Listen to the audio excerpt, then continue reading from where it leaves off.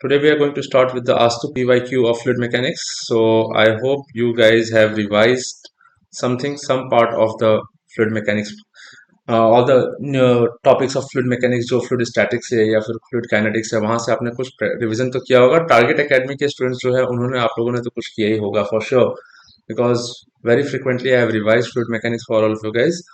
एक दो टॉपिक आप लोग का रह जाएगा, जैसे कि फ्लो थ्रू पाइप्स या फिर डार्सी विस्पेस इक्वेशन, उसका डेरिवेशन भी रिवीजन करा दूंगा मैं आप लोग को. ठीक है, तो पहले आप लोग का कुछ क्वेश्चंस को यहाँ पे देख लेते हैं. Let us C.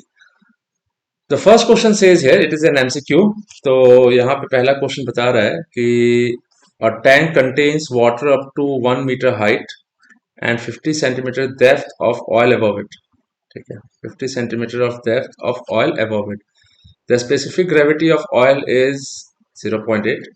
The pressure acting at the bottom of the tank will be in. क्या करेंगे guys? यहाँ पे क्या हुआ कि एक टैंक है, इसमें कुछ लेवल तक 1 मीटर के लेवल तक वाटर है.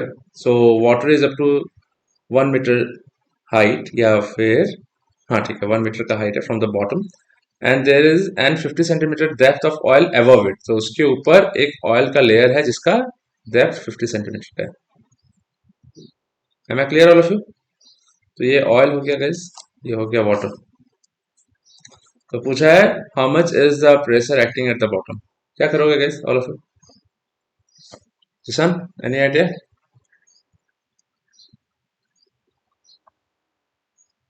यस. तो Kuntu law है to, what is the law that governs it? Yeah, so we have one hydrostatic law that states that rate of change या फिर change of pressure with respect to depth is equal to what? Specific weight. It is equal to specific weight of the fluid. Specific weight का मतलब हो गया जो weight है divided by unit volume. तो ये weight of the liquid divided by the volume of the liquid. So m by v is nothing but density, तो rho g, and इसी को हम लोग ऐसे गामा लिखते हैं. So dp by dh is equal to rho g which is equal to gamma.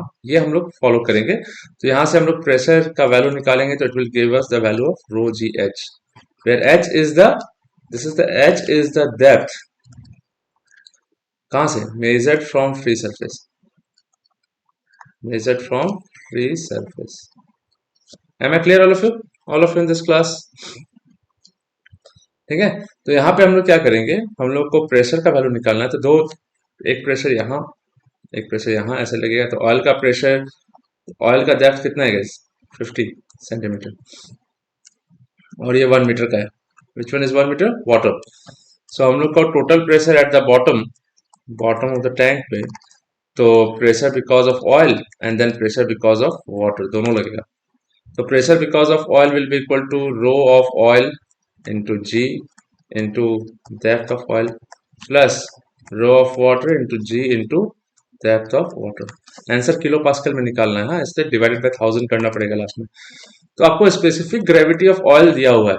तो यहाँ पे एक और चीज का रिवीजन करा देता हूँ. Specific gravity is nothing but specific weight of a given liquid और a fluid upon specific weight of standard fluid. ये ओरिजिनल डेफिनेशन है. तो स्पेसिफिक वेट क्या होता है? Rho g. तो density of the liquid into g divided by density of the fluid, यानी कि standard fluid into g. G और जी कैंसिल हो जाएगा. सो डेंसिटी ऑफ लिक्विड या डेंसिटी ऑफ कोई गिवन फ्लूइड है, और स्टैंडर्ड फ्लूइड जो होता है वो होता है water. So from here this and this आप डेंसिटी निकाल सकते हो जो गिवन लिक्विड का. तो इन this case the liquid is oil. तो ऑयल का स्पेसिफिक ग्रेविटी 0.8 है. तो density of oil divided by density of water which measures density of liquid, that is density of oil, is equal to 0.8 into density of water. So 0.8 into 1000 is 800 kg per meter cube. So 800 into 9.81 into 50 centimeter, तो 0.5 meter. Density of water 1000 into g into height of water is 1. तो यहाँ से हम लोग क्या करेंगे, 9.81 को common निकाल लेंगे. 800 इंटू 0.5 यानी कि हाफ, तो 400 प्लस 1000, तो ये हमारे पास 1400 इंटू 9.81 आ रहा है. तो ये हमारा प्रेशर हुआ, pressure at the bottom of the tank. तो अगर हम लोग को ये तो हम लोग को पास्कल में निकलता है, तो किलो पास्कल में निकालने के लिए डिवाइडेड बाय 1000। तो pressure exerted at the bottom of the tank will be equal to 1400 into 9.81 divided by 1000. So I'll have 1.4 into 9.81. कितना आ रहा होगा चेक करो तो guys. So I'm getting 13.72 kilopascal. ये आपका आंसर ठीक है। उसके बाद नेक्स्ट क्वेश्चन आता है आप लोग का, the buoyant force line of action acts through. आप लोग को बुएंसी का रिवीजन नहीं कराया मैंने, लेकिन बुएंसी का रिवीजन कराने के लिए थोड़ा सा मैं आप लोग को समझा देता हूँ यहाँ पे बुएंसी के बारे में, ठीक है। बुएंसी होता क्या है गाइस, पहला बात बताओ तो। आई एक थोड़ा सा डिस्कशन कर लेता हूँ so that you understand properly, because बहुत सारे न्यू कमर स्टूडेंट्स है, आपको थोड़ा प्रॉब्लम होगा ये सब चीज में समझने में अगर आपने रिवीजन नहीं किया है तो कोई भी लिक्विड, बुएंसी के बारे में बात करेंगे अगर, तो कोई भी लिक्विड, कोई भी बॉडी, सॉलिड बॉडी अगर कोई लिक्विड में फ्लोट कर रहा है या सस्पेंडेड है, तो उस पर एक, या फिर हम लोग किसी भी लिक्विड के अंदर किसी चीज को सबमर्ज करते हैं। Am I clear all of you? ठीक है। अब एक बात बताओ, जैसे कि सबमर्ज करते हैं इसका मतलब क्या हुआ, देख लो। पहले मैं आपको थोड़ा सा समझा देता हूँ होता क्या है कंसेप्ट ऑफ बुएंसी। तो ये रिवीजन मैंने आज तो यानी कि एग्जिस्टिंग एकेडमी के स्टूडेंट्स को भी नहीं करवाया था अभी तक, बट करवा देता हूँ। सो बुएंसी होता क्या guys, all of you, anyone, what is buoyancy? या या ऑन ए सबमर्ज्ड बॉडी और a floating body as well, ठीक है। So buoyancy is a phenomenon, it is a phenomenon, एक फेनोमेनन होता है जब कोई एक सॉलिड बॉडी को हम लोग किसी लिक्विड में सबमर्ज करते हैं। तो अ फेनोमेनन जिसकी वजह से एक अपवर्ड थ्रस्ट होता है, upward thrust on a body submerged in a liquid. इसका मतलब क्या हुआ कि अगर आप एक क्यूब ले लेते हो, ये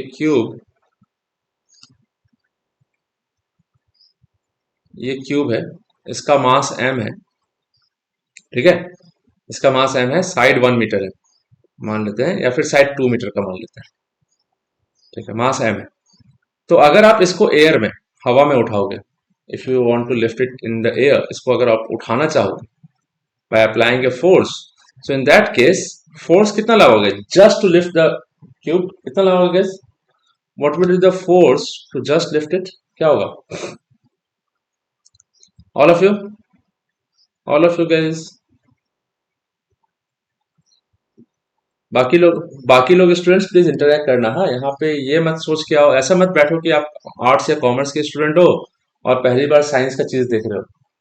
तो if you know something kindly participate and kindly contribute also, it will be a good, then it will be a good interactive class for all of you। तो यहाँ पे एटलीस्ट कितना लगेगा, mg, which is the weight of the body, तो उतना में lift होना शुरू हो जाएगा इस।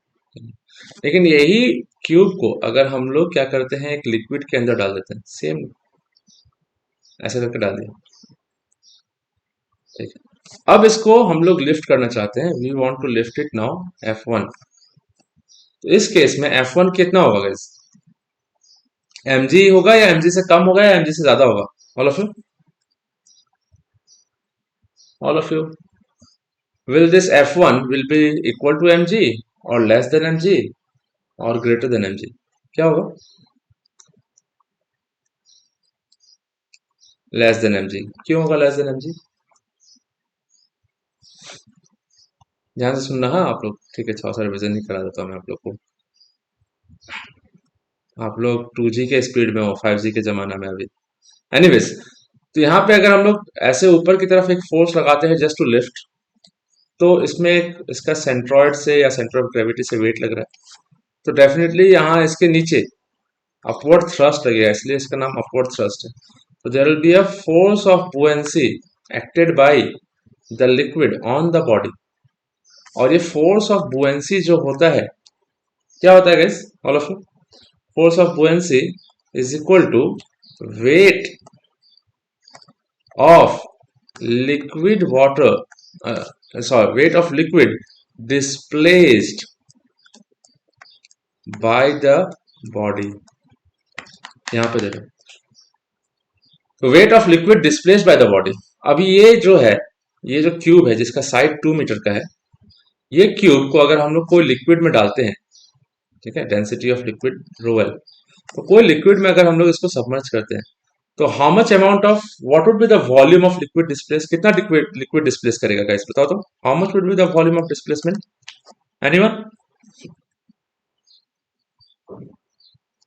ऑल ऑफ यू गाइस, कोई बता सकते, कैसे total, volume displace of the, volume displaced किसका, लिक्विड, कितना लिक्विड वो डिस्प्लेस किया, डिस्प्लेस का मतलब क्या हुआ कि अगर हम लोग इसको पानी में डालते हैं तो यहाँ पे जो लिक्विड था वो साइड हो जाएगा गाइस, इसको एकोमोडेट करने के लिए, तो कितना, या 2 cube, so it will be volume of the cube only, which is equal to 8 meter cube, this much is the amount of liquid displaced।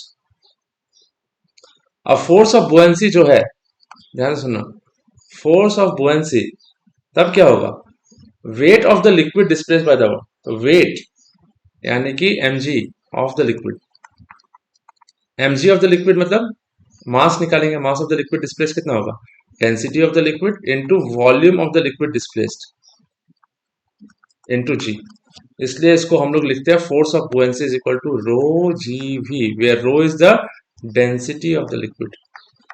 यहाँ पे लोग कंफ्यूज हो जाते हैं कि रो का अब क्या बॉडी का ही डेंसिटी ले ले क्या, ऐसा, तो डेंसिटी यानी कि डेंसिटी ऑफ द लिक्विड जो होगा, जिस लिक्विड में सबमर्ज किया जाएगा उसका डेंसिटी कंसिडर करेंगे, बिकॉज दैट पर्टिकुलर बॉडी या that particular liquid will exert the force of buoyancy on the body, तो बॉडी को थोड़ा सा वो अपवर्ड थ्रस्ट देगा। So I can write down the free body diagram यहाँ से, तो F1 plus F B is equal to W, W तो मास ऑफ द ब्लॉक है इंटू जी, तो F1 लगाएंगे कितना, mg माइनस फोर्स ऑफ बुएंसी, तो डेफिनेटली ये mg से कम होगा, hence therefore F1 will be less than mg, इसलिए एयर में लिफ्ट करेंगे तो ज्यादा एफर्ट लगाना पड़ेगा, लिक्विड में अगर लिफ्ट करना चाहेंगे तो कम एफर्ट लगाना पड़ेगा, because of an existing upward thrust by the liquid, because the block displaces certain amount of volume of the liquid.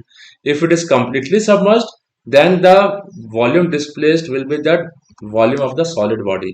If it is floating, अगर float कर रहा होगा, मैं आपको थोड़ा सा यहाँ पे जगह ले लेता हूँ, जस्ट अ मिनट, हाँ, अगर फ्लोट कर रहा होगा,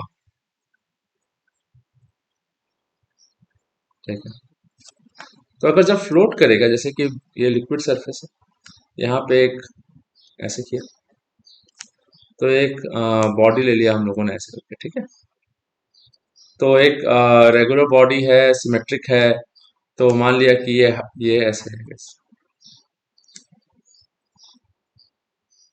तो यहाँ पे ऐसे करके लिक्विड में सबमर्ज्ड है, थोड़ा सबमर्ज्ड है और थोड़ा बाहर की तरफ फ्लोट कर रहा है, मतलब सरफेस पे फ्लोट कर रहा है, ऐसे रखते हैं, सरफेस पे फ्लोट कर रहा है पानी में या लिक्विड, कोई भी लिक्विड है, डेंसिटी ऑफ द लिक्विड। तो ये अपना ये बॉडी जो है, सपोज इस बॉडी का आपको समझा देता हूँ, थोड़ा सा आइडिया दे देता हूँ यहाँ पे, ये बॉडी का लेंथ यहाँ पे है 2 मीटर, ठीक है, ये 2 मीटर है, ये भी 2 मीटर मान लो, 2 मीटर, और ये इनसाइड ये जो है ये 1 मीटर का है फॉर एग्जाम्पल, तो volume of the body will be equal to 2 × 2 × 1, तो 4 मीटर क्यूब होगा ना guys, all of you, am I clear. तो ये बॉडी का सेंट्रॉइड में काम करेगा, सेंटर ऑफ ग्रेविटी पे काम करेगा, तो सेंटर ऑफ ग्रेविटी को जी से डिनोट करते हैं, तो जी पे क्या फोर्स लगेगा, वेट, तो weight of the body will be equal to mass of the body into g, तो मास ऑफ द बॉडी को हम लोग rho density of the body into volume of the body into g, ये हम लोग का weight लग रहा है विच इज एक्टिंग डाउनवर्ड्स, इसको बैलेंस कर रहा होगा क्योंकि सिंस इट इज फ्लोटिंग तो डेफिनेटली इक्विलिब्रियम में होगा, तो there will be an upward thrust acting on the body, so upward thrust लगेगा किसके वजह से, it will be acting because of the force exerted by the liquid which is F B. तो जहां पे लग रहा होगा उसको सेंटर ऑफ बुएंसी बोलेंगे बी। ठीक है, अगर आप लोग सिर्फ फ्रंट फेस देखें, try to understand what I am saying here. If I see the front face only of the body, तो ये आपका 2 मीटर है, सिंपल। और ये हाइट जहां तक लिक्विड है, तो ये हो जाएगा हाइट इज एच। ठीक है, तो पे अटेंशन गाइस, हाँ, try to understand what I am saying here. तो ये बॉडी का सेंटर ऑफ ग्रेविटी जो होगा वो एकदम एग्जैक्टली बीचों बीच होगा, किसका? Exactly at the centre of the body. यानी कि यहाँ पे लग रहा होगा वेट, यहाँ पे लग रहा होगा वेट ऑफ द बॉडी, जो कि ये है। और इसका जितना डेप्थ है, जितना depth of the body inside the liquid है, उसका डेप्थ का हाफ, यानी कि उस डेप्थ का हाफ पे लगेगा, यानी कि ये लग जाएगा आपका सेंटर ऑफ बुएंसी। सो यहां से मेजर करेंगे तो यहां से यहां तक एच, तो centre of buoyancy is just at the centroid या centre of gravity of the submerge part. Submerge part का सेंट्रॉइड रहेगा। ऐसे पूरा बॉडी का सेंट्रॉइड ये है, तो ये डिस्टेंस कितना हो गया? 1 मीटर होगा गाइस, सिमेट्रिक बॉडी है तो। और ये डिस्टेंस कितना होगा? एच, यानी कि अभी ऊपर वाला पार्ट को भूल जाओ, सिर्फ इतना पार्ट को देखो। तो इतना पार्ट सबमर्ज्ड है, कितना डेप्थ पे? एच पे। तो सेंटर ऑफ बुएंसी कितना डेप्थ पे होगा? h/2। Am I clear all of you? This is how we find out the location of center of buoyancy, कि सबमर्ज पार्ट का सेंटर ऑफ ग्रेविटी देखते हैं। ये जी जो है centre of gravity of the body है। तो बॉडी का जो centre of gravity exactly at the centre of the body, क्योंकि सिमेट्रिक बॉडी है, लोड डिस्ट्रीब्यूशन या वेट डिस्ट्रीब्यूशन या मास डिस्ट्रीब्यूशन सिमेट्रिक है, तो यहाँ पे बीच पे लाई करेगा, यहाँ पे ये। तो इन दिस केस सेंटर ऑफ, यानी कि फोर्स ऑफ बुएंसी जो लाई एक्ट करेगा, तो दिस फोर्स ऑफ बुएंसी ऊपर की तरफ काम कर रहा है ऐसे। तो the force of buoyancy will be equal to rho density of the liquid, जिस लिक्विड में होगा वो, इनटू जी इनटू वॉल्यूम, यानी कि सबमर्ज वॉल्यूम या वॉल्यूम डिस्प्लेस्ड। तो वॉल्यूम डिस्प्लेस्ड कितना होगा गाइस? तो वॉल्यूम डिस्प्लेस, ये इन दिस केस एच, देखो ये एच है, H into 2 into 1, H into 2 into 1। Am I clear all of you? All of you guys, all of you, yes और no? All of you guys, सबसे पूछ रहा हूँ, everyone in the class, is it clear to you so far? If you have any doubt please ask me. Is it clear to all of you? Aditya, Bankim, newcomers, please. वो doubt है तो please पूछना। तो volume displace इतना metre cube हो गया। So under the condition of equilibrium, kindly interact in the class guys. हाँ, equilibrium के केस में वेट जो होगा, this weight will be equal to what? F B. क्योंकि वेट फ्लोट कर रहा है ना यहाँ पे, तो फ्लोट कर रहा है तो इसका मतलब क्या, ना नीचे जा रहा है ना ऊपर आ रहा है। तो definitely total downward force will be equal to total upward force. Hence we'll get the value as W is equal to FB. So W कितना? Rho of the body into volume of the body into G. Volume ये कितना हो जाएगा? Force of buoyancy, density of the liquid into G into volume displaced. तो G और G cancel हो जाएगा। Rho of body, volume of body मालूम होगा हम लोगों को, और डेंसिटी ऑफ जिस लिक्विड में डुबो के रखा होगा ये भी मालूम चल जाएगा। तो वॉल्यूम डिस्प्लेस पता चल जाएगा। If I know volume displaced पता चल गया, तो volume displace is equal to H into 2, तो पता है यहाँ से एच का वैल्यू मिल जाएगा। तो कभी कभी आपको डिटरमाइन करने बोलेगा कि up to what depth the body is submerged inside the liquid, पूछेगा।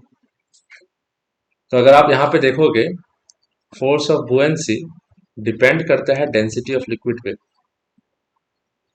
Force of buoyancy depends on the density of liquid. तो अभी अगर मान लो हम लोगों ने वुडन ब्लॉक लिया, so what we have done is we have considered a wooden block। मान लो एक वुडन ब्लॉक ऐसे ले लिया, इसको हम लोगों ने पानी में रखा, फ्लोट करवा रहे हैं। तो फ्लोट हो रहा है तो पानी में इतना, this is density of water 1000 kg पर metre cube.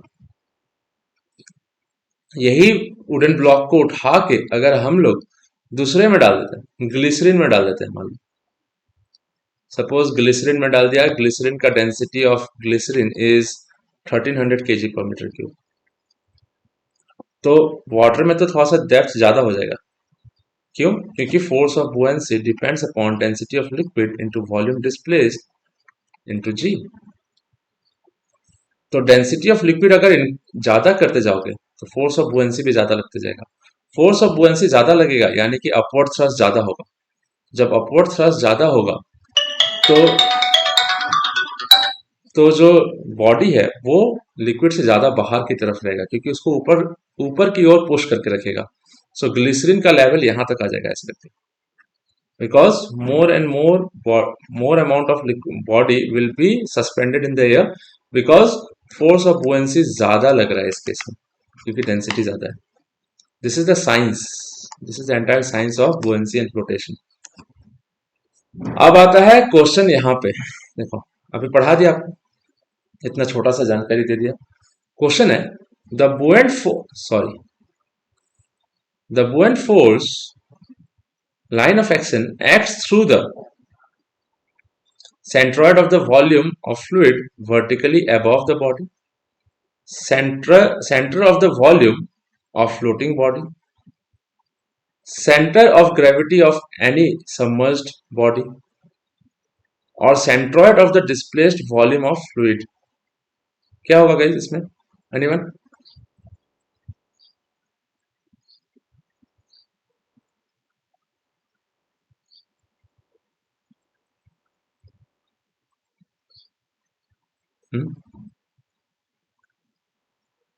Anyone? Any idea? मैंने एक एक करके समझा देता हूँ, चलो ठीक है। आप लोग तो इंटरेक्ट करोगे नहीं, no matter how much I say you guys, but you will not interact anyways. कोई प्रॉब्लम है गाइस? एनीवन? तुषार, बंकिम, समुद्रिका, कुछ प्रॉब्लम है? Anyone? Any doubt? Any problem in interacting, switching on the mike and saying something? Zeeshan and all, कोई doubt है कुछ? फराज, कोई अगर problem है तो बताओ यार। Anyways let's see. तो हम लोग के पास पहला वाला समझाते हैं, सेंट्रॉइड ऑफ द वॉल्यूम। अगर ये हाल है एग्जाम से पहले कि आप कुछ भी टॉपिक के बारे में बोल नहीं सक रहे हो, तो it means you will have to work hard a lot. Centroid of the volume of fluid vertically above the body doesn't make any sense, ठीक है? वर्टिकली अबव द बॉडी यानी कि बॉडी है उसके अबव जो लिक्विड है उसका centroid पे, तो कोई मतलब नहीं। फिर आता है centre of volume of floating body. तो फ्लोटिंग बॉडी ऐसे गई, सेंटर ऑफ द वॉल्यूम जो होगा कुछ यहां होगा, वो तो बॉडी का सेंटर है ना, वो तो जी हो गया। लेकिन हम लोग को क्वेश्चन पूछा है buoyant force line of action acts through the center of volume of floating body, ये भी नहीं होगा। Centre of gravity of any submerged body, centre of gravity of any submerged body, तो कोई भी सबमर्ज्ड बॉडी का सेंटर ऑफ ग्रेविटी से में काम करेगा, यानी कि अगर बॉडी सबमर्ज्ड है, ठीक है, तो उसका सेंटर ऑफ ग्रेविटी जो है और फोर्स ऑफ बुएंसी यानी कि बुएंट फोर्स, सेंटर ऑफ बुएंसी एक ही पॉइंट पे आ जाएगा गाइस। तो मेरे को यहाँ पे क्या लगता है कि यहाँ पे दो आंसर भी सही हो सकता है। Centre of gravity of any submerge body बोल दिया तो definitely completely inside the liquid, in that case G and B दोनों सेम पॉइंट पे आ जाएगा। फिर buoyant force line of action acts through the centroid of the displaced volume of the fluid, displaced volume of the fluid, much more correct answer ये है guys, क्योंकि जितना volume को डिस्प्लेस कर रहा है उसका सेंट्रॉइड पे जाएंगे। जैसे कि फ्लोटिंग बॉडी में अगर कंसिडर करते हैं तो फ्लोटिंग बॉडी का जो सेंटर ऑफ बुएंसी जो है वो किसका है? Centroid of the displaced volume. Displaced volume कितना हो गया? इतना, this is the displaced volume. तो उसका सेंटर ऑफ बुएंसी यानी कि सेंटर ऑफ बुएंसी कहाँ होगा? उसका सेंट्रॉइड पे। और बुएंट फोर्स जो होगा उसका line of action centre of buoyancy से होगा, and centre of buoyancy is nothing but the centroid of the displaced volume.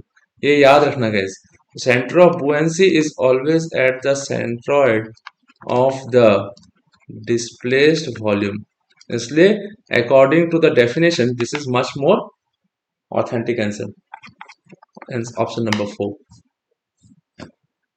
इसके बाद एक और क्वेश्चन आता है जिसका नाम है मेटा सेंटर। मेटा सेंटर का मतलब समझते हो guys क्या होता है? All of you, all students out here, do you have any problem in meta center? किसी को समझ में नहीं आता तो बताओ। Mujibwa, Jisan Mujibwa, what about Bonkim, Aditya and all newcomers? Do you understand what is meta center?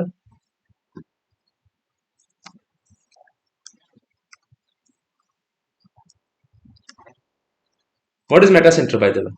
वो बता सकते हैं? What is meta center?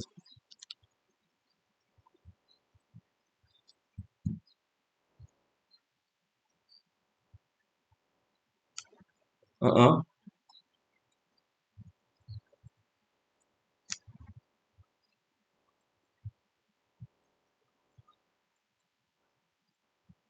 हाँ,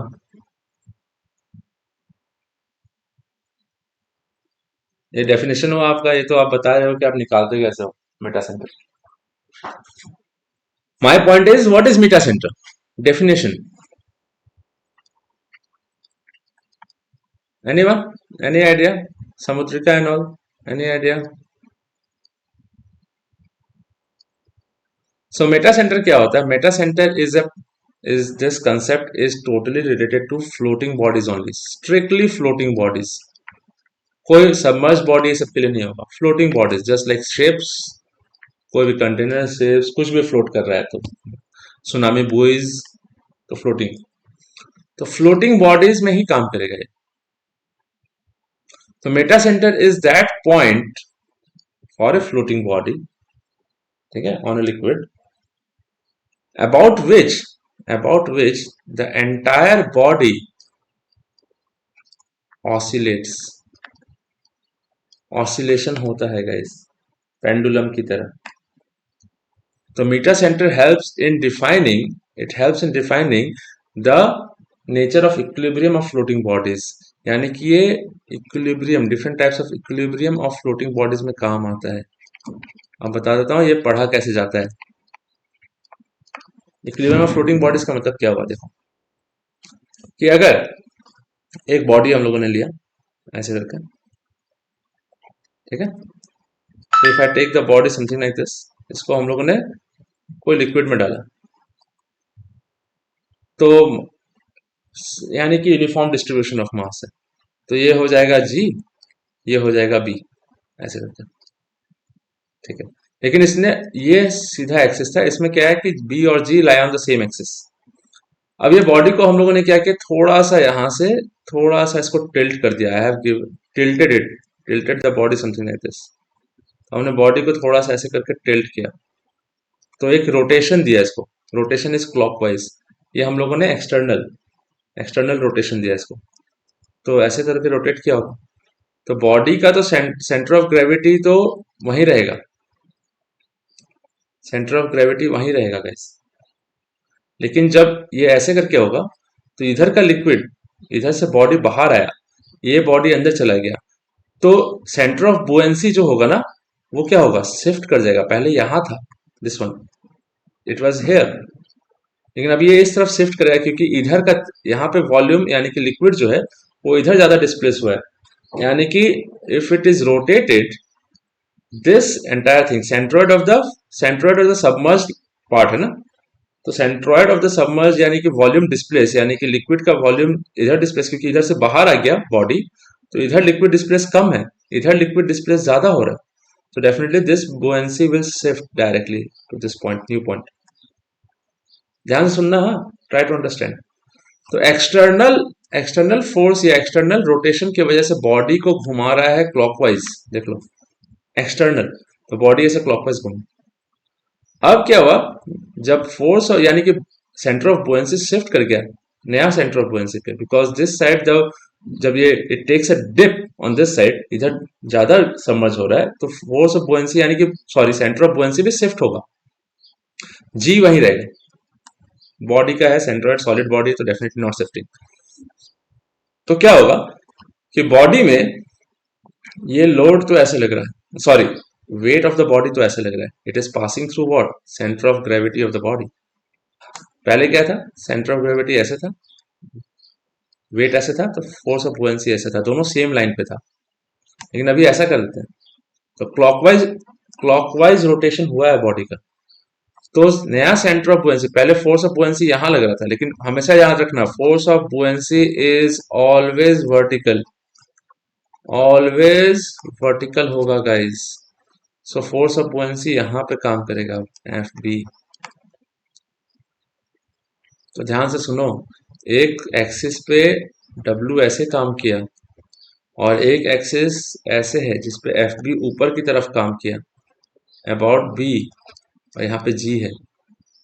तो ये दोनों फोर्स मिलके देखो तो एंटी क्लॉकवाइज मूवमेंट कपल बना रहा है, देखो तो फोर्स ऑफ बुएंसी इसको इधर घुमाना चाहेगा और डब्ल्यू इधर घुमाना चाहेगा, तो ये बॉडी पूरा एंटी क्लॉकवाइज घूमने का कोशिश करेगा। यानी कि इसको ऐसे समझो, अगर एक स्केल लेके रखो या पेंसिल लो, उसमें आप डब्ल्यू ऐसे लगाओ और इधर से एक एफ बी लगा दो, तो ये पेंसिल किधर घूमेगा, ऐसे घूमेगा guys. Am I clear all of you? All of you in this class, yes और no? All of you guys in this class, कोई डाउट है तो बताओ। Is it clear to all of you, yes और no? तो ये anti clockwise घुमा, तो ये पहल डिस्टरबेंस क्या है, क्लॉकवाइज, लेकिन सेंटर ऑफ बुएंसी शिफ्ट होने के वजह से बॉडी में एंटी क्लॉकवाइज कपल बन गया अपने आप। तो बॉड तो क्या होगा, ये डिस्टरबेंस हटा दोगे तो बिकॉज ऑफ दिस ये एंटी क्लॉकवाइज घूम जाएगा वापस से। पहले ऐसे हुआ, because of this anti clockwise couple वापस से इधर आ जाएगा। ऐसे टाइप ऑफ सिचुएशन को बोलते हैं स्टेबल इक्विलिब्रियम, क्योंकि बॉडी स्टेबल रहेगा। ठीक है, तो पहले वाला लाइन जो था वो ऐसे लाइन इनिशियल ऐसे था, अब नया वाला जो लाइन है दैट इज नया सेंटर ऑफ बुएंसी से पास हो रहा है। तो ये दोनों लाइन या ये दोनों एक्सिस जब जहां पे जाके इंटरसेक्ट करेगा वही पॉइंट को बोलते हैं मेटा सेंटर। इस पॉइंट के about body seems to have pure oscillation, oscillation करेगा ऐसे ऐसे ऐसे ऐसे। Am I clear all of you guys so far? कोई डाउट है, एनीवन, एनी डाउट? फिर आपको एक और सिचुएशन समझा देता हूँ। ठीक है, अब क्या हुआ कि फ्रंट व्यू ऑफ शिप, एक शिप देखते हो आप ऐसे करके, फ्रंट व्यू से ऐसे करके है, तो शिप मान लेते हो, और ये कार्गो शिप है। ठीक है, तो कार्गो शिप है, इसमें कंटेनर्स होते हैं, इसमें लोड करके ले जाया जाता है कार्गोस ट्रेडिंग के लिए। तो कंटेनर्स पहले इतना था, ऐसे था, तो कंटेनर्स थे अलग, बहुत सारे कंटेनर्स थे गाइस। फिर और लोड करते गया आगे, more and more containers were loaded, more were loaded, फिर और भी लोड करते चला गया गाइस, बहुत ज्यादा ही लोड कर दिया। तो ये क्या होता है, शिप जो है इसका पहले जब कंटेनर्स नहीं थे तो शिप का और कंटेनर्स का जो सेंटर ऑफ ग्रेविटी यहाँ था, अब लेकिन मास बढ़ते चला जा रहा है, सेंटर ऑफ ग्रेविटी भी ऊपर की तरफ शिफ्ट करते चला जाएगा गाइस।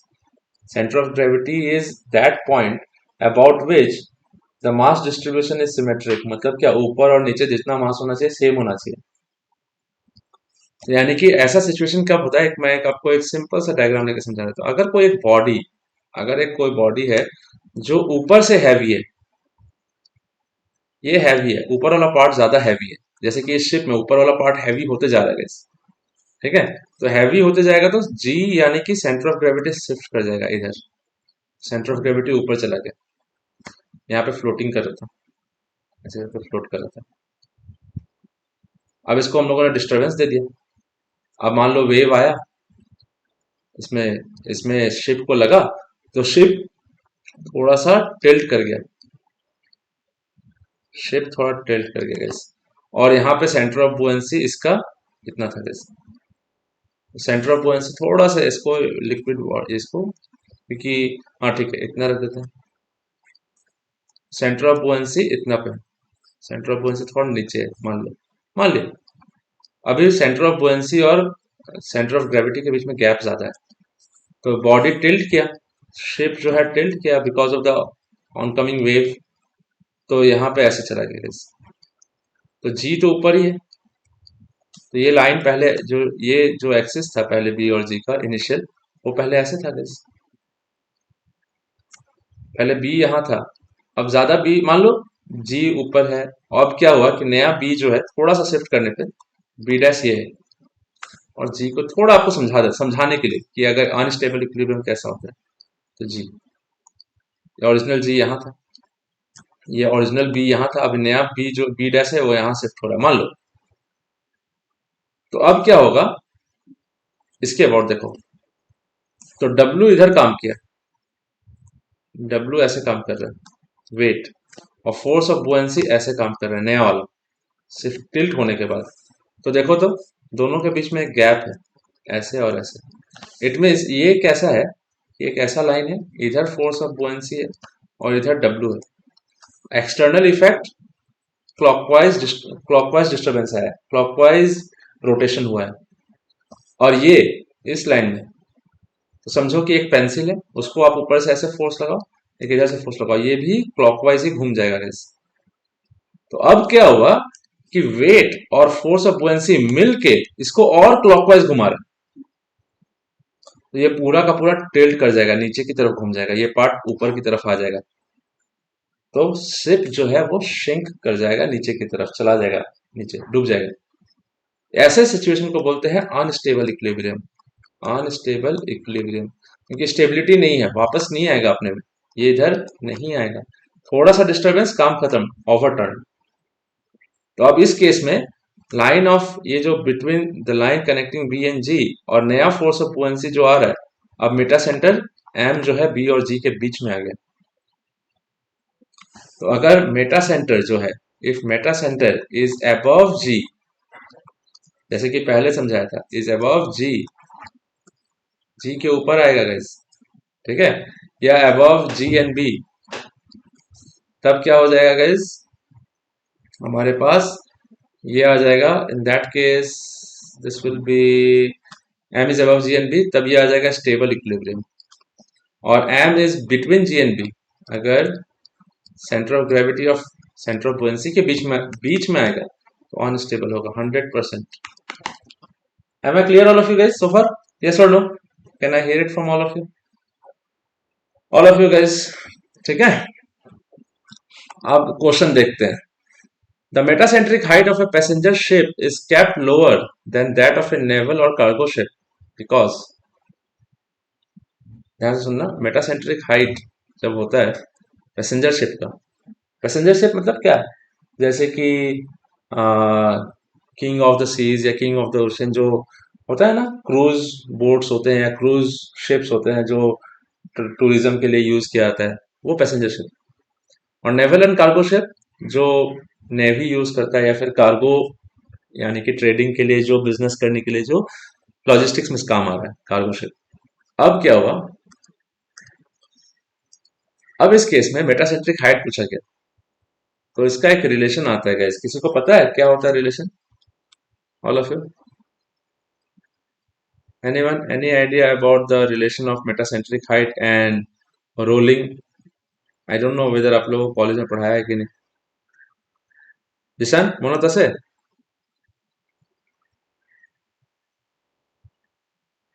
वो तो आपका मेटासेंट्रिक हाइट का रिलेशन हो गया। मेटासेंट्रिक हाइट कितना होगा, what is the value of metacentric height, GM ना, राइट। सब किसी को समझ में आ रहा है ना।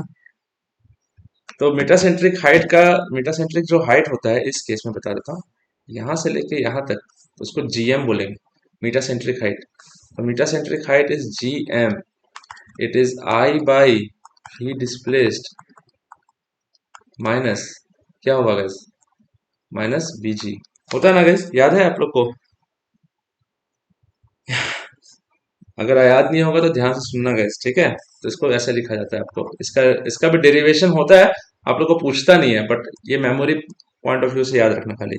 जीएम जो है, GM is equal to what, BM minus BG. देखो बीएम माइनस बीजी, तो बीएम में से बीजी को माइनस कर देगा तो you will have GM, this GM is known as metacentric height. ठीक है। अब इसमें एक चीज ध्यान से सुनना गाइस, हाँ, पे अटेंशन, बहुत इंपॉर्टेंट चीज बता रहा हूँ मैं आपको। ये जो bm है इसको लिखा जाता है I by v displaced. V displacement को कभी कभी v बार ऐसे भी लिखा जाता है guys, minus bg, no problem. ये bg निकालना आसान है, ये भी बता देता हूँ कैसे आसान है। कि मान लो अगर कोई एक बॉडी है और ये जो है ये 4 मीटर का है, डेफिनेटली सेंटर ऑफ ग्रेविटी जो होगा वो बॉटम से, हमेशा बॉटम का रेफरेंस ले लेना गाइस, तो 2 मीटर होगा। और यहाँ पे इतना इतना हाइट पे सबमर्ज्ड है गाइस, तो ये हाइट सबमर्ज 3 मीटर का है, मान लो 3 मीटर इज अंडर वाटर। तो सेंटर ऑफ बुएंसी जो होगा बी, वो कितना पे होगा, 1.5 मीटर पे होगा guys, because centroid of the displace liquid displace होगा उसका सेंट्रॉइड पे, तो 1.5 मीटर। अब बीजी का वैल्यू निकालना आसान है, यहाँ से यहाँ तक 2 मीटर, यहाँ से यहाँ तक 1.5, तो बीजी कितना हो जाएगा, 0.5 हो जाएगा। तो BG is easy to calculate, no problem. Main question आता है ये मेटासेंट्रिक हाइट होता क्या है। तो ये जो आई है, anyone who can tell me what is I here, all of you, who can tell me what is I, area moment of inertia किसका,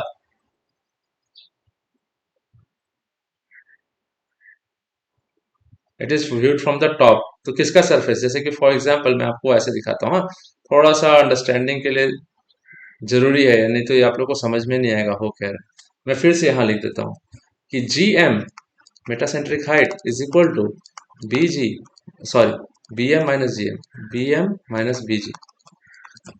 तो B M is I by V displaced minus B G, तो B जी निकालना आसान, अभी बताया आपको।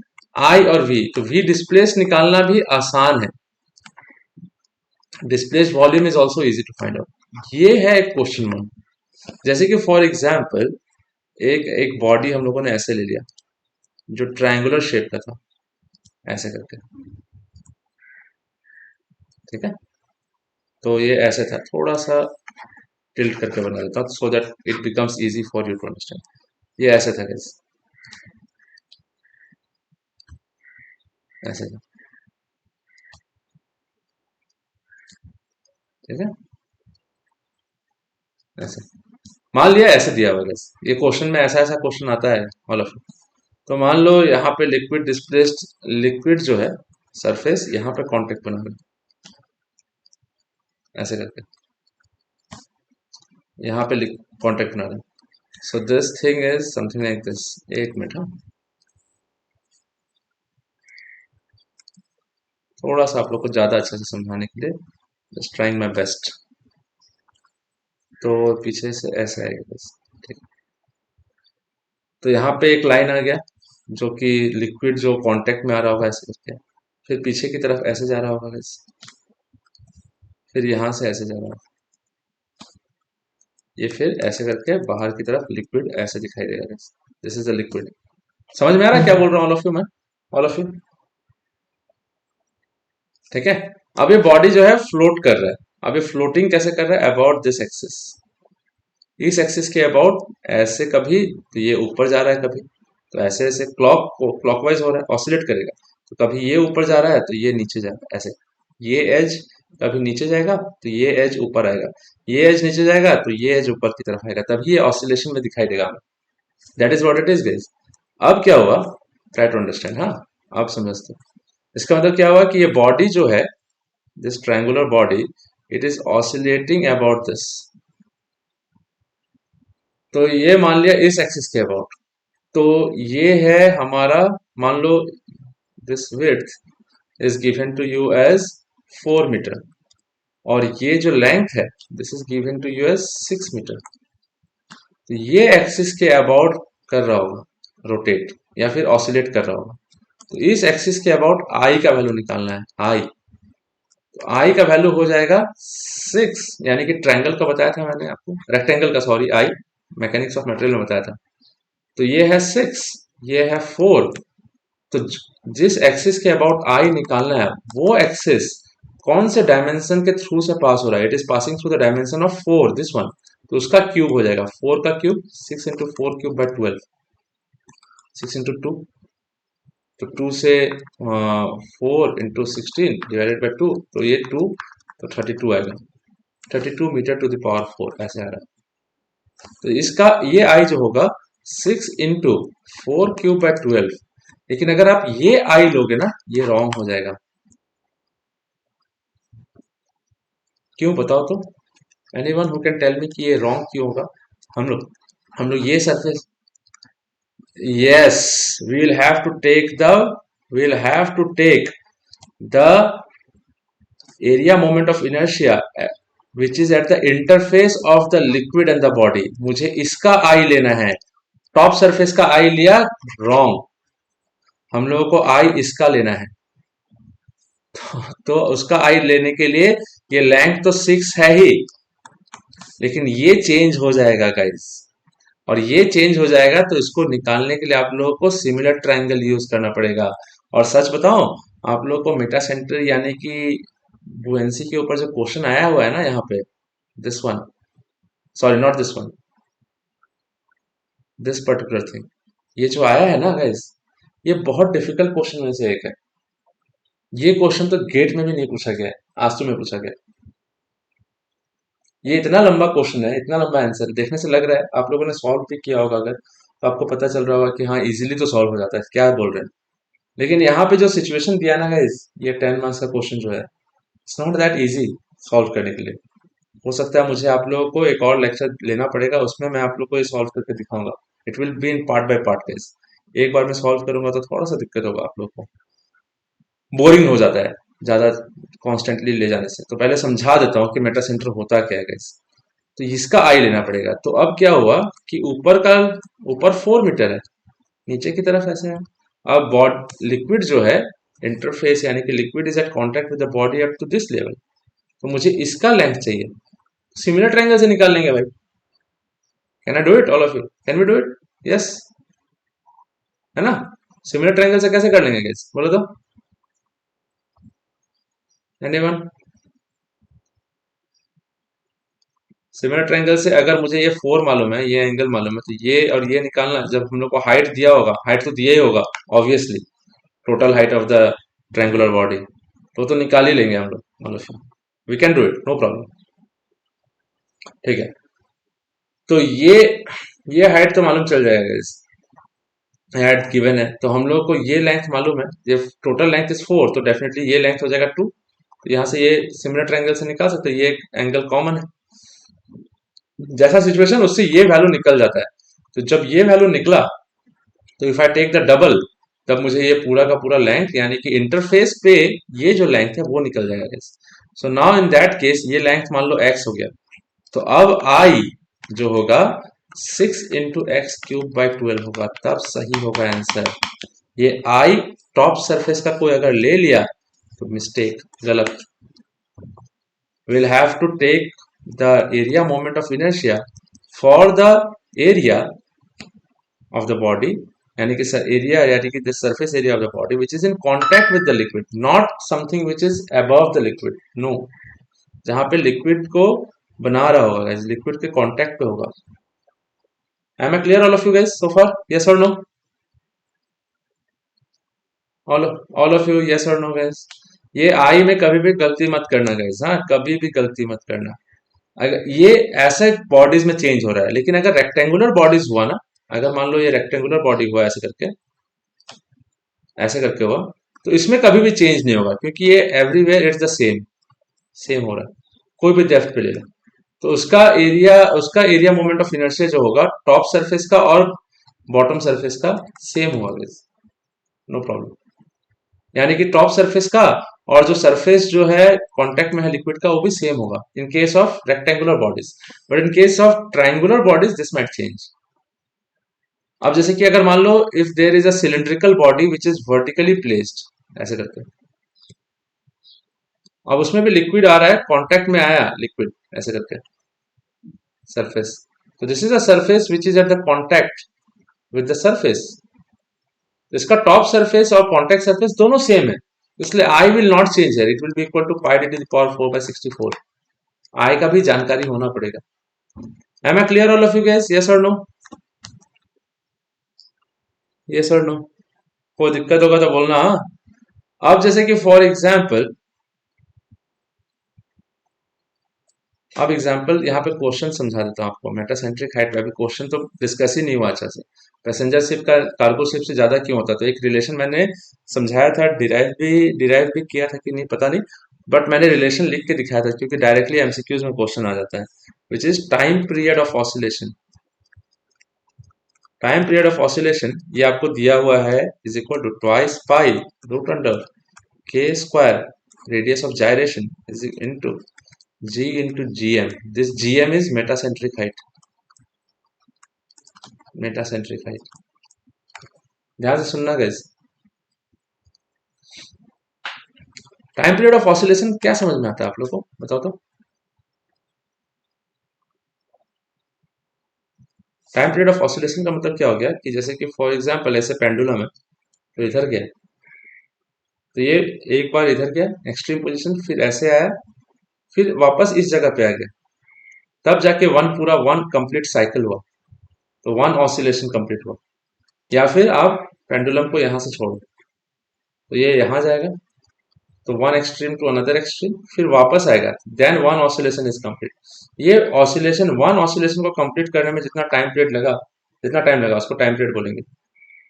तो one by time period क्या हो जाएगा? One by time period is nothing but frequency which is hertz. आप ध्यान से सुनो, हाँ। टाइम पीरियड को देखो, इसका मतलब क्या हुआ? टाइम पीरियड जितना ज्यादा, फ्रीक्वेंसी ऑफ ऑसिलेशन उतना कम होगा ना guys, all of you. Frequency मतलब कितना जल्दी जल्दी ऑसिलेट कर रहा है, ऐसे ऐसे ऐसे ऐसे। और टाइम पीरियड जितना कम, फ्रीक्वेंसी उतना ज्यादा। ठीक है, तो फ्रीक्वेंसी ज्यादा होना कम होना ये आपको पता है, फ्रीक्वेंसी क्या होता है जैसे। तो पे अटेंशन एवरीवन। तो मेटासेंट्रिक हाइट अगर बढ़ा देंगे, if you will have more and more metacentric height, ध्यान से सुनना गाइस, मेटासेंट्रिक हाइट ज्यादा करेंगे, तो ये आपका डिनोमिनेटर में है। मेटासेंट्रिक हाइट ज्यादा होना मतलब टाइम पीरियड ऑफ ऑसिलेशन कम होना। टाइम पीरियड ऑफ ऑसिलेशन कम होना, इसका मतलब क्या हुआ कि ऑसिलेशन करने में टाइम कम लगा। यानी कि अगर शेप है, ऐसे ऐसे शेप है, ऐसे शेप है, ठीक है, फ्रंट व्यू देख रहे हैं, फ्रंट व्यू या रियर व्यू, ये थोड़ा सा भी टिल्ट हुआ, टिल्ट हुआ, ये वापस अपने जगह में जल्दी आ जाएगा। टाइम पीरियड ऑफ ऑसिलेशन कम होने का मतलब ये है। Try to understand what I am saying again, ठीक है। टाइम पीरियड ऑफ ऑसिलेशन का कम होने का मतलब क्या हुआ कि ये ऑसिलेट किया लेकिन वापस अपने जगह में जल्दी आ जाएगा। Am I clear all of you guys so far? All of you guys, all of you, I am asking all of you. तो मेटासेंट्रिक मेटासेंट्रिक हाइट को ज्यादा कर देंगे तो टाइम पीरियड ऑफ ऑसिलेशन कम हो जाएगा, देख लो, बिकॉज ये न्यूमिनेटर में है, GM is in denominator, denominator का वैल्यू ज्यादा करेंगे तो ओवरऑल वैल्यू कम होगा। टाइम पीरियड ऑफ ऑसिलेशन कम होना मतलब ऑसिलेट किया, वापस अपने जगह पे आने में टाइम कम लगा, लेस अमाउंट ऑफ टाइम।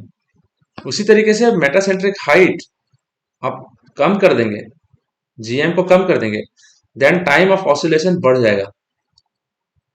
तो अगर वो डिस्प्लेस होता है तो अपने पॉइंट पे आने के लिए धीरे से आएगा, वापस आराम से आएगा, ज्यादा जल्दी नहीं आएगा, तुरंत क्विक रिकवरी नहीं करेगा। अब ये देखो, टाइम ऑफ ऑसिलेशन ज्यादा होना। अब बात होता है पैसेंजर शिप। तो पैसेंजर शिप जो होता है वो होगा कंफर्ट के लिए। तो अगर आपने बहुत ज्यादा पैसा दिया है, 4 लाख रुपए दिया है, 6 लाख रुपए दिया है आपने ट्रेवल करने के लिए, और शिप जो है वो ऑसिलेट किया वेव में और तुरंत आ गया एकदम, तो मतलब your body will be in constant state of oscillation, जल्दी जल्दी ऑसिलेट होते रहेगा वो चीज। लाइक क्या हो रहा है ये, कंफर्ट है ही नहीं। तो पैसेंजर शिप में टाइम ऑफ ऑसिलेशन ज्यादा करना पड़ेगा। टाइम ऑफ ऑसिलेशन ज्यादा करने के लिए मेटासेंट्रिक हाइट को कम करना पड़ेगा। वैसे ही नेवल शिप का मतलब क्या होगा, जो आर्ट वॉर में यूज होगा। तो अगर वो ऐसे होता है जैसे कि मान लो उसमें एक गन लगा हुआ है ऐसे, ठीक है, ऐसे गन लगा हुआ है, टिल्ट हुआ तो गन का एम तो ऐसे हो गया ऊपर की तरफ, हम लोगों को एम इधर करना है, अभी ऊपर। लेकिन अगर अगर एक बार फायर किया हम लोगों ने तो उसका रिकॉइल की वजह से पीछे गया, थोड़ा सा ऑसिलेट किया, ये ऊपर आ गया। आपने बैटलशिप अगर मूवी देखा होगा, हॉलीवुड मूवी जिसमें एलियन का इन्वेजन होता है, तो ये ऊपर गया। इसको वापस से फायर करने के लिए जल्दी आना पड़ेगा भाई। देर से फायर किया देन खत्म। आपका एनिमी बोलेगा अच्छा ठीक है, आराम से वॉर करते हैं। तो इसको वापस से फायर करने के लिए जल्दी आना पड़ेगा। जल्दी आने के लिए टाइम ऑफ ऑसिलेशन जो है कम होना पड़ेगा। टाइम ऑफ ऑसिलेशन कम होने के लिए मेटासेंट्रिक हाइट ज्यादा होना पड़ेगा। वही क्वेश्चन है यहाँ पे। क्या कि metacentric height of passenger ship is kept lower than that of, it will decrease the frequency of rolling. Am I clear all of you? This is how it is engineering is explained. इसी तरीके से समझाया जाता है engineering. College में जैसे समझाया जाता है वैसे नहीं समझाया जाता है। पीडीएफ टू दे दिसो साइल हाँ एग्जाम एटुए আহিব बस। एग्जाम तो আহি যাব 9.1 CGPA আহি যাব। তাৰপিছত তাৰপিছত CGPA অহাৰ পিছত जॉब करने तो खुद ही দিব भाई कि भाई पैसेंजर से क्या होता है मेटा सेंटर बताओ तो एक बार। ऐसे पूछ दिया तो क्या होता है फेज डायग्राम, क्या होता है, कॉन्सेप्ट ही पूछेगा वहां से, है ना। पायरोकाइनेसिस में क्या हुआ ये तो नहीं पूछेगा, राइट। That's the situation. अब यहाँ पे क्वेश्चन आता है the flow through a convergent tapered tube can be assumed as. Flow through a convergent tapered tube, एक ऐसे टैपर्ड ट्यूब है। तो जब भी टैपरिंग होता है गाइस तो क्या होता है, वेलोसिटी बढ़ता है, वेलोसिटी इंक्रीज होते हुए चला जाएगा। तो अलग अलग रीजन में point A, point B, point C, point D, velocity at point D will be greater than velocity of C, velocity of C will be greater than velocity of B, velocity nozzle की तरह काम कर रहा है NA, इस direction में flow है। तो अलग अलग लोकेशन में अलग अलग वेलोसिटी है। लेकिन अगर ये वेलोसिटी टाइम के साथ चेंज नहीं हुआ, नहीं होगा ऑब्वियसली, एक ही फ्लो मेंटेन करके रखा हुआ है, तो एक टाइम के साथ चेंज नहीं हुआ। जैसे कि for example velocity at A 10 metre पर सेकेंड, 12, 14, 16, तो time t is equal to 1 पे भी 16 सॉरी ये 10 है, 10, 12, 14, 16। Time t is equal to 4 second में भी 10, 12, 14, 16। Time t is equal to 8 second में भी 10, 12, 14, 16। यानी कि values are not changing with time, time के साथ सेम वैल्यू है लेकिन अलग अलग लोकेशन पे अलग अलग वैल्यू है। तो लोकेशन के साथ वैल्यू चेंज होना उसको बोलेंगे नॉन यूनिफॉर्म, लेकिन टाइम के साथ चेंज नहीं होना उसको बोलेंगे steady. So this is steady and uniform flow. Steady होगा क्योंकि टाइम के साथ वैल्यू चेंज नहीं हो रहा है, it is the same value, but location अलग अलग जगह पे। तो uniform and non uniform flow, uniform and non uniform flow ये डिपेंड करता है स्पेस पे, अलग अलग जगह पे। और स्टेडी एंड नॉन स्टेडी या स्टेडी एंड अनस्टेडी फ्लो ये डिपेंड करता है टाइम पे। ये टाइम टाइम डिपेंडेंट है, ये स्पेस डिपेंडेंट है। तो अलग अलग जगह पे अलग अलग, जैसे कि स्कूल का एक एम्बियंस, एक स्कूल का एनवायरनमेंट ले लो, प्लेग्राउंड ले लो, सब स्टूडेंट सेम यूनिफॉर्म पहने स्कूल का, तो उसको यूनिफॉर्म बोलते हैं बिकॉज हर जगह आप कहीं से भी उठाओगे वही व्हाइट शर्ट ब्लू पैंट दिखाई देगा, यूनिफॉर्म। लेकिन अगर उसमें एक और स्कूल पार्ट ले रहा है, एक और स्कूल पार्ट ले रहा है जिसका यूनिफॉर्म अलग है, तो this situation will become non uniform. अलग अलग जगह पे अलग अलग है वैल्यू, वही। तो यूनिफॉर्म नॉन यूनिफॉर्म फ्लो। तो यहाँ पे स्टेडी, स्टेडी तो है टाइम के साथ चेंज नहीं होगा, नॉन यूनिफॉर्म फ्लो। और यहाँ पे नॉन यूनिफॉर्म होगा बिकॉज अलग अलग जगह पे अलग अलग value. Am I clear to all of you guys so far?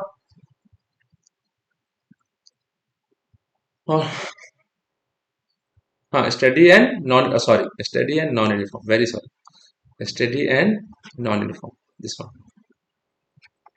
Non uniform होगा और स्टडी होगा, टाइम के साथ चेंज नहीं हुआ तो स्टडी, और अलग अलग जगह पे अलग अलग वैल्यू है, सो स्पेस के साथ वैल्यू चेंज हो रहा है, non uniform flow, study non uniform flow.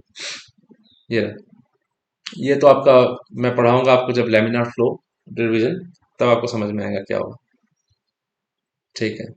Shop intensity ये आ गया।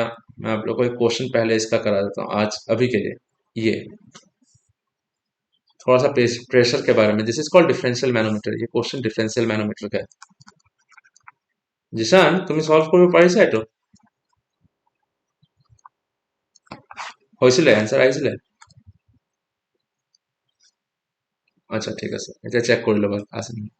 डिफरेंशियल मैनोमीटर क्या होता है कि ये दो पाइप है। बहुत लोगों को लगता है ये क्या ए और बी सर्कल सर्कल बना के रखा हुआ है। ये एक ऐसा पाइप है, सर्कुलर क्रॉस सेक्शन का पाइप है, ऐसे करके एक पाइप जा रहा है और एक पाइप यहाँ पे। पाइप दोनों में अलग अलग लिक्विड फ्लो हो रहा है। तो अलग अलग लिक्विड फ्लो हो रहा है गाइस यहाँ पे। दिस इज पाइप, ऐसे pipe B, this is pipe A. Pipe A में क्या जा रहा है? वाटर फ्लो हो रहा है, वाटर फ्लो हो रहा होगा ऐसे करके। और पाइप बी में क्या फ्लो हो रहा है? Oil, oil. ठीक है, ये क्वेश्चन गलत है वैसे, बता रहा हूँ क्यों गलत है वो भी बताऊंगा मैं आप लोग को। तो फ्लो ऐसे हुआ। अब क्या किया कि हम लोगों को पाइप ए और पाइप बी के बीच का प्रेशर डिफरेंस जानना है। तो हम लोगों ने क्या किया, इस दोनों के बीच में हम लोगों ने एक डिफरेंशियल मैनोमीटर लगा दिया, ऐसे करके, ऐसे करके। अब यहाँ पर डिफरेंशियल मैनोमीटर दो अलग अलग पार्ट में, इसमें दो यू है, एक यू इधर है एक यू इधर है, तो डबल यू है। मैं सिंगल यू से एक बार समझा दे रहा हूं। तो मान लिया कि भाई वाटर का प्रेशर ज्यादा है, तो पहले मर्क्यूरी जब कनेक्ट नहीं था, ऐसे करके मैनोमीटर जब कनेक्टेड नहीं था, दोनों पाइप में कनेक्टेड नहीं था, तो दोनों में मर्क्यूरी था, इधर से भी प्रेशर एटमॉस्फेरिक, इधर से भी प्रेशर एटमॉस्फेरिक, दोनों तरफ का प्रेशर सेम, तो मर्क्यूरी लेवल भी सेम। लेकिन अब क्या हुआ कि प्रेशर ऑफ वाटर ज्यादा है भाई, तो प्रेशर ऑफ वाटर ज्यादा होगा तो मर्क्यूरी नीचे आ जाएगा, इधर का लेफ्ट लेन में, और इधर इंक्रीज ऊपर चला जाएगा, बिकॉज इधर प्रेशर ज्यादा लगा जाएगा, फोर्स ज्यादा लग जाएगा। इधर का प्रेशर ज्यादा तो फोर्स ज्यादा, तो इधर राइज कर जाएगा। तो यहां से हम लोग स्टार्ट करेंगे लिखना pressure at A, P A, नीचे आएंगे, फिर ऐसे करके यहां तक पहुंचेंगे pressure at B, centre of the pipe, P B. P A minus P B निकालना है हम लोग को, प्रेशर डिफरेंस निकालना है। डिफरेंशियल मैनोमीटर इसलिए यूज करते हैं क्योंकि दो प्रेशर, दो ट्यूब है या जो दो पाइप है उसके बीच का pressure difference P A minus P B निकाल सकते हैं हम लोग। कैसे लिखा जाता है अब देखो, मैंने आपको बताया hydrostatic law, dp by dh is equal to specific weight is equal to rho g, तो p is equal to rho g H आ गया भाई, तो pressure is equal to rho g H. अब एच एच इंक्रीज होते जाएगा, depth अगर increase होगा तो प्रेशर भी बढ़ते जाएगा, डेप्थ अगर डिक्रीज होगा तो प्रेशर भी डिक्रीज होगा। अब देखो कैसे किया जाता है, इसको लिखने का तरीका, प्रेशर एंड मेजरमेंट मैनोमेट्री। सो पीए से स्टार्ट करते हैं, प्रेशर एट ए, तो ये सेम लेवल पे है, तो यहाँ का प्रेशर पी ए। अब नीचे आएंगे, डेप्थ बढ़ेगा, प्रेशर बढ़ जाएगा, कितना अमाउंट, रो जी एच, इसको हम लोग लिख देते हैं H1, इसको लिख देते हैं H2। ठीक है, फिर यहां से ये U पोर्शन जो गया, ठीक है। अब क्या हुआ,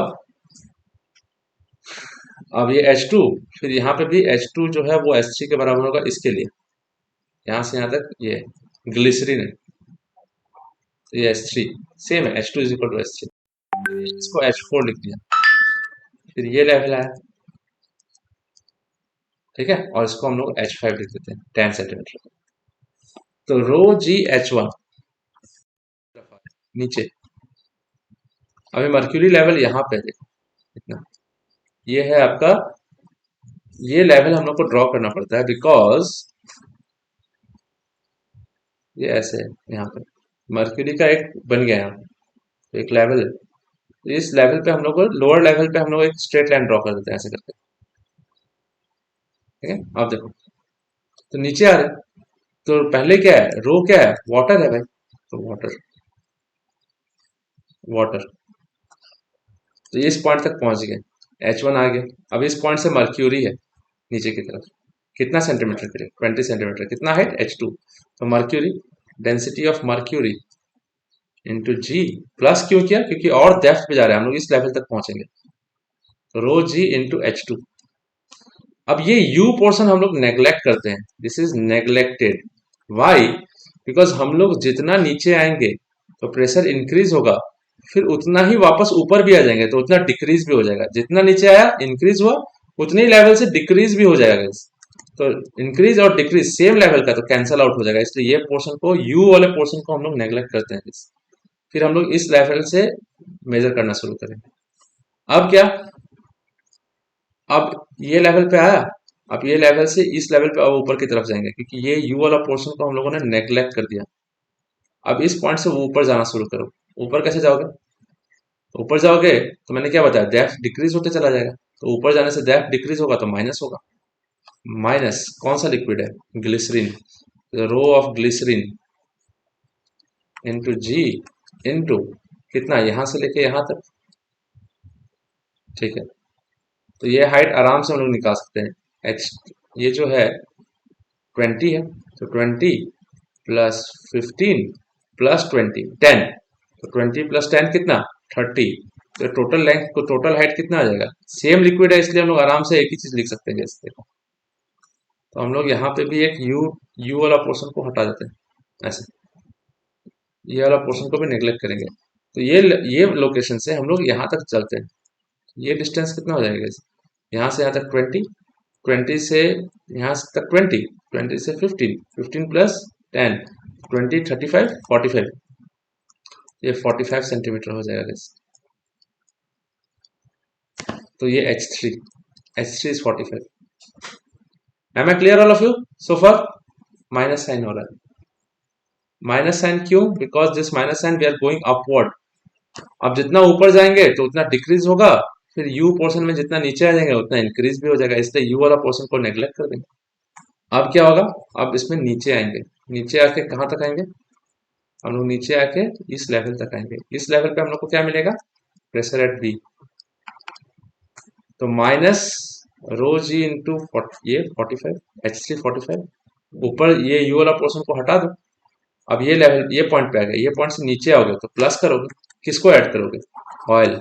तो rho of oil into G into H5 कितना, 10 सेंटीमीटर, H5 इज 10 सेंटीमीटर, ये H5 इज इक्वल टू, जैसे ये पॉइंट पहुंचा, ये पॉइंट पहुंचा, पॉइंट पहुंचते क्या मिला हम लोग को, pressure at B. This is the way we write down the equation of manometer, traveling from one location, one point to other point, adding and subtracting as per the requirement guys। एकदम important चीज बता रहा हूँ आप लोगों को यहाँ पे। सो ये चीज यहाँ पे मैं डिमार्केट करता हूँ, ये चीज ऐसे करते हैं थोड़ा सा। तो P A minus P B, P A minus P B is equal to, जो है ये उसको उधर ले जाओ, रो जी इंटू जी इंटू H3, ठीक है। ये glycerine minus rho water GH1 minus rho mercury GH2 minus rho oil into GH5। तो रो ऑफ ग्लिसरीन, तो सिंस स्पेसिफिक ग्रेविटी दिया हुआ है guys, देख लो, तो specific gravity of glycerine is 1.26, तो density of glycerine will be 1.26 into density of water, तो 1260। Density of water, specific gravity 1, तो डेंसिटी ऑफ वाटर 1000। मर्क्यूरी 13.5, तो स्पेसिफिक ग्रेविटी 13.5, तो डेंसिटी ऑफ मर्क्यूरी 13.5 इंटू 1000, तो 13,500 kg पर metre cube. Oil of density, oil of specific gravity 0.88, तो rho of oil is equal to 880 kg पर metre. अब यहाँ पे गलत क्यों बोला मैंने जानते हो, क्योंकि ऑयल और ग्लिसरीन, ग्लिसरीन का डेंसिटी ज्यादा दिखा रहा है और ऑयल का डेंसिटी कम दिखा रहा है, तो how come oil will be below and glycerine ऊपर। यहाँ पे ये क्वेश्चनेबल है मेरे लिए, इसलिए बाद में देखा जाएगा, बना तो दिया है क्वेश्चन जो भी मन किया है, तो देखा जाता है, सॉल्व किया जाएगा। चलो, तो density of glycerine 1260, G common ले लो, सब में जी है, जी कॉमन ले लो, इनटू हाइट 3, H3 45 सेंटीमीटर था, देख लो, 20 प्लस 15 35, 35 प्लस 10 45, तो H3 0.45 minus rho of water 1000। Fine, अब रो ऑफ वाटर कॉमन सबसे निकाल लेगा तो 1.26 ऐसे स्पेसिफिक ग्रेविटी में लिख सकते थे आप, कोई दिक्कत नहीं, into H1 height of water कितना है, यानी कि डेप्थ 60 सेंटीमीटर, तो 0.6। Mercury, density of mercury 13,500, sorry 6,600 लिखने का आदत है, 13.6 होता है जनरली, और 13.5 दिया है, तो जी कॉमन ले लिया। H2 हाइट ऑफ मर्क्यूरी कितना पे है, 20 सेंटीमीटर, यानी कि 0.2 into 0.2 minus rho of oil, oil plus में था नीचे आया था, तो rho of oil 880, G common है H5, तो H5 कितना 10 सेंटीमीटर, रो यहाँ से यहाँ तक आ रहे हो ना, तभी पॉइंट बी मिल रहा है आपको, तो 0.1, तो यहाँ से वैल्यू निकालोगे, जी कॉमन है, तो यू विल फाइंड आउट, यहाँ से देखते हैं एक बार, 1260 into 0.45 minus 0.6 into 1000 is 600 minus 880 into 0.1 is 88,